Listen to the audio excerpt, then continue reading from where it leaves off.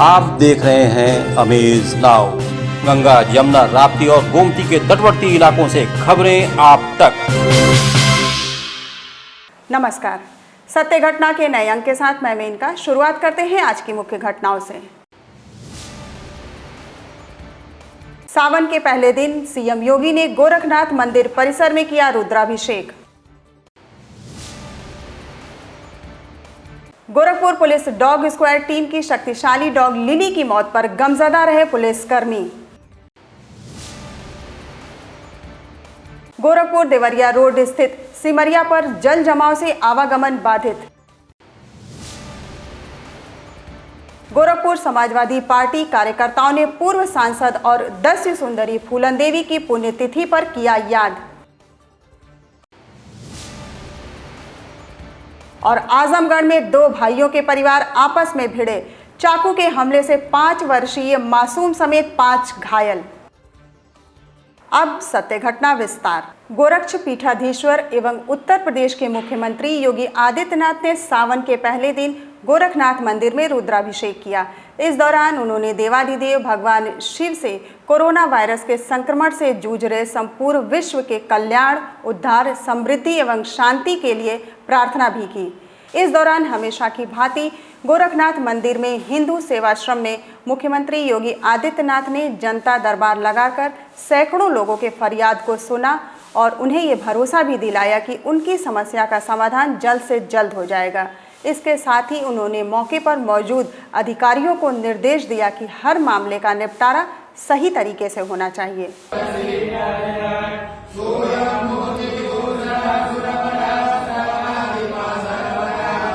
Gorakhpur police के dog squad team की सबसे शक्तिशाली डॉग लिली की शुक्रवार को मौत हो गई, जिसका अंतिम संस्कार पुलिस सम्मान के साथ रिजर्व पुलिस लाइन की परेड ग्राउंड स्थित शहीद स्मृति स्थल पर किया गया। इस दौरान पुलिस लाइन में सभी पुलिस कर्मियों ने पुष्प चक्र अर्पित कर लिली को अपनी भावभीनी श्रद्धांजलि अर्पित किया। इस मौके पर पुलिस के जवानों के द्वारा लिली को गार्ड ऑफ ऑनर भी दिया गया। आपको बता दें कि गोरखपुर पुलिस की डॉग स्क्वाड में 3 जाबाज डॉग लिली, हेडस और उत्तलम अपनी चुपचाप भूमिका निभा रहे थे। इनमें लिली का दिमाग सबसे तेज था, जो घटनास्थल पर पहुंचते ही अपने पीछे छोड़े गए सबूत के आधार पर कातिलों, चोरों, डकैतों को पकड़ने में पुलिस को रास्ता दिखाती थी। लिली ने कई केस पल झपकते ही सॉल्व किया है और इसकी डिमांड जनपद के अलावा अन्य जनपदों में भी थी। फिलहाल पुलिस विभाग ने अपनी सबसे तेज तर्रार स्वान लिली को खो दिया है।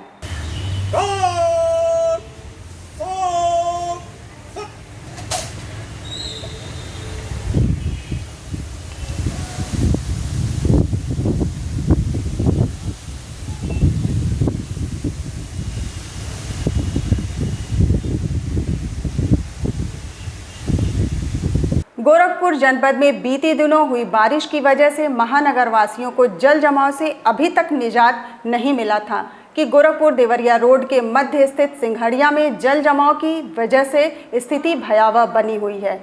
इस जल जमाव से आवागमन तो प्रभावित हो ही रहा है, इसके साथ ही इन इलाकों में रहने वाले नागरिकों को अब महामारी फैलने का डर भी सताने लगा है। तो वहीं नगर निगम प्रशासन द्वारा जल निकासी की उचित व्यवस्था न किए जाने से आक्रोशित स्थानीय नागरिकों ने गोरखपुर देवरिया राष्ट्रीय राजमार्ग को जमकर प्रदर्शन किया है। स्थानीय लोगों का कहना है कि बीते 4-5 सालों में सरकार यह नाला बनाने का काम कर रही है, लेकिन अभी तक हम लोगों को जल जमाव से निजात नहीं मिल पाई है। आज से 2 साल पहले पानी की कभी प्रॉब्लम नहीं होती थी, क्योंकि देवरिया रोड नीचे होता था। आज देवरिया रोड ऊपर हो गया और कोई पुलिया नहीं पड़ा। ये 4 फीट जो ऊंचा हुआ है, वही 4 फीट वहाँ पानी लग रहा है। सांप घुस रहे हैं, बिच्छू घुस रहे हैं, घरों में पानी लगा हुआ है, खाना पीना बाहर से ऑर्डर करके मंगाया जा रहा है और बहुत लोग तो घर छोड़ करके जा चुके हैं, गाँव जा चुके हैं, दूसरी जगह किराए में ले चुके हैं। बगल में मौसम विभाग सरकारी कॉलोनी है, आप जाके मौके पर मुआयना कर सकते हैं, उसका एक भी परिवार नहीं है। सरकारी कॉलोनी है, मौसम विभाग पूरी तरह से डूबा हुआ है मौसम विभाग कॉलोनी, और करोड़ों का वहाँ मशीन लगी हुई है, लेकिन उसके बावजूद भी वो जो है वहाँ के सारे परिवार जा चुके हैं दूसरे जगह, और ड्यूटी करने के लिए पानी अपना चड्डी उतार करके चाहे पैंट उतार करके ड्यूटी करने जाते हैं। समाजवादी पार्टी की पूर्व सांसद एवं दस्यु सुंदरी फूलन देवी की पुण्यतिथि महानगर के बेतियाहाता स्थित सपा कार्यालय पर समाजवादी पार्टी के पदाधिकारियों द्वारा उनके चित्र पर माल्यार्पण और पुष्प अर्पित कर उन्हें याद किया गया। इस दौरान पार्टी के पदाधिकारियों के द्वारा उनके व्यक्तित्व, उनके कृतित्व पर प्रकाश भी डाला गया। इस अवसर पर समाजवादी पार्टी के निवर्तमान जिला अध्यक्ष नगीना प्रसाद साहनी ने कहा कि क्रांतिकारी ग्रामीण महिला फूलन देवी गरीबों की मसीहा थी। उन्होंने अपराधियों के खिलाफ बहुत लड़ाई भी लड़ी और सांसद तक पहुंची। शुरुआती दरमियान हमने देखा बहुत सारी महिलाओं के साथ जब इस प्रकार का जुर्म ज्यादती और अन्याय हुआ करता था तो उस समय महिलाएं आत्महत्या कर लिया करती थी, बदला नहीं ले पाती थी। लेकिन उस महिला ने ये संदेश देने का काम किया कि वो कायर नहीं है, बहादुर महिला है और उनके साथ जिन लोगों ने जुर्म ज्यादती और अत्याचार किया था उनको मार करके उन्होंने बदला लेने का काम किया। इस क्रम में सामाजिक संगठन निषाद आर्मी के पदाधिकारियों द्वारा महानगर के राजघाट स्थित संगठन के केंद्र कार्यालय पर भी दस्यु सुंदरी फूलन देवी की शहादत दिवस के अवसर पर एक श्रद्धांजलि सभा का आयोजन कर उन्हें याद किया गया। हमारे भारत रत्न से बहन फूलन देवी जी का सम्मान किया जाए और बहन फूलन देवी हमारी आदर्श है, हमारी माँ है, हमारी बहन है। बहन फूलन देवी ने हमारे समाज को एक नई दिशा दी है। समाज के हमारे बहन फूलन देवी के साथ बहुत ही अत्याचार अन्याय हुआ है, जिसके खिलाफ उन्होंने लड़ा। उनके साथ तमाम कुछ लोगों ने उनके साथ गलत दुर्व्यवहार किया, उसका उन्होंने प्रतिशोध लिया। तो क्या वो अन्य समाज के किसी भी महिलाओं के साथ अगर वो होता तो क्या वो प्रतिशोध लेने के काबिल नहीं रहता? ये चाहे किसी समाज की बात रहती, प्रतिशोध सारे लोग लेते। हमारे समाज की भी महिला थी, वो प्रतिशोध ली तो उनको डाकू का रूप दे दिया गया, जो कि वो हमारे पूरे निषाद समाज की माँ है, हमारी बहन है और हम उनके आदर्श हैं, उनको सम्मान चाहिए। आजमगढ़ में जमीनी विवाद को लेकर दो पक्ष आमने सामने आए। वहीं दूसरे पक्ष से हुई चाकूबाजी में 7 वर्षीय बच्चा समेत 5 लोग घायल हुए। सूचना पर पहुंची पुलिस ने घायलों का नजदीकी अस्पताल में भर्ती कराया, लेकिन अपराधी पुलिस की पकड़ से अभी काफी दूर हैं। आपको बता दें कि आजमगढ़ जिले के देवगांव थाना क्षेत्र में मिर्जा आदमपुर गांव में जमीनी विवाद को लेकर 2 सगे भाइयों के परिवार एक दूसरे के सामने आ गए। वहीं दूसरे पक्ष के लोगों ने एक पक्ष के लोगों पर चाकू से हमला कर परिवार के बच्चे समेत 5 लोगों को घायल कर दिया, जबकि चाकूबाजी में घायल परिवार की बूढ़ी मां समेत 3 महिला, 1 किशोर और 1 7 वर्षीय बच्चा घायल हुआ। वहीं पीड़ित परिवार का कहना है कि विपक्षी द्वारा जान से मारने को लेकर हमला किया गया है। पुलिस ने घायलों का अस्पताल में उपचार कराया, परंतु अपराधी अभी भी पुलिस की पकड़ से दूर है, कोई कार्रवाई नहीं की गई है। ये ज़मीन का विवाद लेके हुआ है और सबसे इसमें विवाद है हमारी दादी का, जो कि लोग दादी का ज़मीन हड़प लिए हैं और उसको घर में रहने नहीं दे रहे हैं, उसको मार के भगा रहे हैं। इसके वजह से हम लोग बोले भाई कि आप क्यों इनको मार रहे हैं, तो इन्होंने आया ज़मीन का मुद्दा लेके हमारे बच्चे, हमारे बीवी को और हमारे छोटे भाई को, हमारे पिछले भाई के औरत को इन्होंने चाकू लिए, डंडा लेके आए, मारे। कैसे भर रहा है? हमारे पतिदारे हमारे लड़का से। अच्छा, कहा था भाग हमारे घर में से। हाँ, हम ना तो के रहेंगे। हाँ, हम कहली हम कहाँ भाग के जाए। हाँ, हमारे ताला बंद हो गया साहेब। हाँ, हमारे ताला बंद हो गया। आधा घंटा हम अचरा बिछा के सुत कर रही अपने घर में। हम झूठ ना बोल। देवों के देव महादेव को आराधना से प्रसन्न करने का महीना श्रावण आज से शुरू हो गया। सावन मास के पहले दिन श्रद्धालुओं ने शिवालय जाकर विधि विधान से पूजन अर्चन कर महादेव को प्रसन्न किया। वहीं सावन मास का पहला सोमवार 26 जुलाई को है। सोमवार के दिन शिवालयों में बड़ी संख्या में शिव भक्त पहुंचकर महादेव को जलाभिषेक करेंगे। ऐसे में महानगर के महादेव झारखंडी, मुक्तेश्वरनाथ मंदिर, मानसरोवर शिव मंदिर सहित सभी शिव मंदिरों की तैयारी पूरी कर ली गई है। भक्तों को कोविड गाइडलाइन के तहत दर्शन पूजन कराया जाएगा।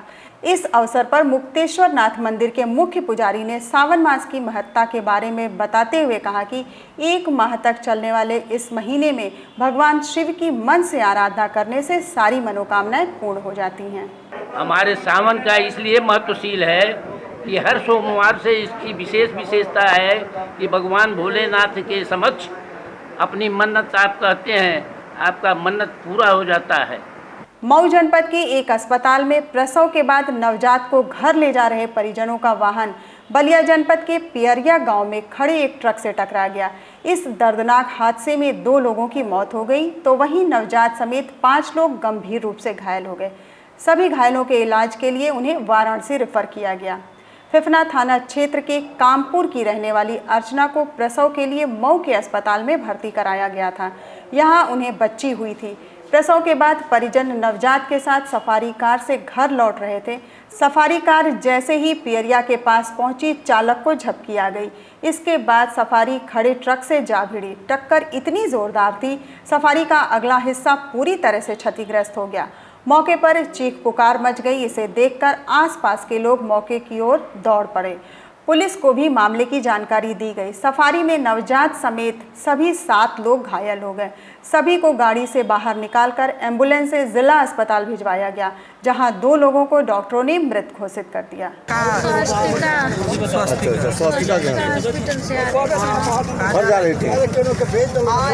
संत कबीर नगर जनपद के बखीरा में चुनावी रंजिश में हुए किसान नेता की हत्या का खुलासा जनपद की पुलिस द्वारा न किए जाने से आक्रोशित भारतीय किसान यूनियन के नेताओं ने शव को सड़क पर रखकर जमकर प्रदर्शन किया। आपको बता दें, बखीरा थाना क्षेत्र के बौरा व्यास गांव के रहने वाले लक्ष्मण पांडे की चुनावी रंजिश में बीते 24 जुलाई को गर्दन रेतकर हत्या कर दिया गया था, जिसके बाद से जनपद की पुलिस हत्यारों की धरपकड़ में लगी हुई है। तो वहीं पुलिस द्वारा कोई गिरफ्तारी न किए जाने से आक्रोशित लोगों ने किसान नेता के शव को सड़क पर रखकर खलीलाबाद मेहदावल मार्ग को घंटों जाम कर प्रदर्शन किया और हत्यारों की गिरफ्तारी की मांग को दोहराते रहे।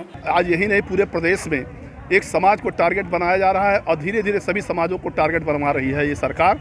मैं निंदा इस नाते करता हूँ, इस जनपद के तेज तर्रार किसान यूनियन के नेता थे और आज उनकी हत्या कर दी जाती है, लेकिन आज तक प्रशासन के ऊपर जू नहीं रेंगता है। अभी उनके परिवार के लोग कह रहे थे कि हम लोगों ने घंटों वहाँ के एसओ और वहाँ के चौकी इंचार्ज को फ़ोन किया, मेरा फ़ोन रिसीव नहीं किया गया। इससे साबित होता है कि उसमें प्रशासन, वहाँ का दरोगा, वहाँ का चौकी इंचार्ज भी उसमें शामिल था। जबकि मौके पर पहुंचे अपर जिलाधिकारी किसान यूनियन के कार्यकर्ताओं को समझाने में असफल रहे और पीछे भाग खड़े हुए। कल एक हत्या हुई थी, आपसी गांव की रंजिश थी। उसी क्रम में आज को पीएम हुआ था तो उनके घर वाले आक्रोशित थे, तो उनकी कुछ मांगें थी, उनको समझा बुझाया गया है, बांटी जा रही है। क्या मांगे थे? मांगे थी कि सुरक्षा व्यवस्था अभियुक्तों की गिरफ्तार की जाए। हमारी टीमें लगी हुई हैं और हम लोग जल्द गिरफ्तार करेंगे और इस विवेचना का विधिक निशान करेंगे। घर वालों ने गाँव के ही कुछ लोगों पर आरोप लगाया है और नामजदगी की तहरीर दी गई है। हम लोग कार्रवाई कर रहे हैं। सिद्धार्थनगर जनपद में 30 जुलाई को प्रधानमंत्री नरेंद्र मोदी के प्रस्तावित दौरे को लेकर तैयारियां जोरों पर हैं। इसी कड़ी में आज मुख्यमंत्री योगी आदित्यनाथ ने जनपद का दौरा कर प्रधानमंत्री के होने वाले कार्यक्रम का निरीक्षण किया। इस दौरान मुख्यमंत्री योगी ने अधिकारियों के साथ समीक्षा बैठक कर जेल मैदान में पहुंचकर पंडाल का निरीक्षण भी किया। मीडिया से बात करते हुए सीएम योगी ने कहा कि प्रदेश में सभी 9 मेडिकल कॉलेज का शुभारंभ प्रधानमंत्री नरेंद्र मोदी के हाथों होना है, जो सौभाग्य की बात है। यहाँ पर थोड़ी तैयारियां चल रही हैं और एनएलसी के इंस्पेक्शन और अप्रूवल के साथ प्रधानमंत्री जी के कदमों से हम लोग इस मेडिकल कॉलेज का लोकार्पण प्रस्तावित कर रहे हैं। इस नए सत्र में यानी अक्टूबर तक यहाँ पे 100 बच्चों के साथ प्रवेश प्रारंभ हो सकता है। नीट के माध्यम से चूंकि प्रक्रिया प्रारंभ होती है, सितंबर में नीट की इंट्रेंस एग्जाम होती है, जो इंट्रेंस एग्जाम है मेडिकल की, वह नीट की वह सितंबर में है। अक्टूबर में काउंसलिंग के थ्रू यहाँ पे बच्चे आएंगे। फैकल्टी यहाँ पर जुड़ी है। सत्य घटना के आज के अंक में बस इतना ही। तेज, सटीक और ताज़ी घटनाओं को जानने के लिए जुड़े रहिए अमेज नाउ के Facebook page, YouTube channel, web portal से। अगले अंक में आपसे फिर होगी मुलाकात। तब तक के लिए नमस्कार।